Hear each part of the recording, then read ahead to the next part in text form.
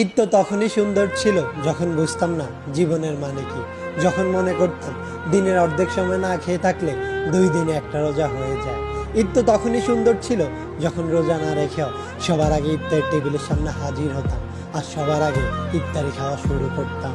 ঈদ তো তখনই সুন্দর ছিল যখন ঈদের নতুন জামা কাপড় কিনে দেওয়ার জন্য আব্বু আম্মুর কাছে কান্নাকাটি করতাম আর মনে করতাম কেউ ঈদের নতুন জামা কাপড় দেখে ফেললেই হয়তো ঈদ শেষ হয়ে যাবে।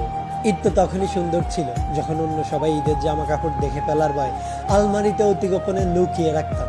ঈদ তো তখনই সুন্দর ছিল যখন ঈদের দিন সবার পা ধরে সালাম দিতাম আর সালামের জন্য দাঁড়িয়ে থাকতাম। ঈদ তো তখনই সুন্দর ছিল যখন বড়দের দেখতাম তারা কত জায়গায় ঘুরতে যায়, তাদের কত টাকা, আর ভাবতাম কবে জানি বড় হব আর তাদের মতো করে এত সুন্দর করে ঈদ পালন করব। হ্যাঁ, আজ বড় হয়েছে ঠিকই, পকেট ভর্তি আজ অনেক টাকা।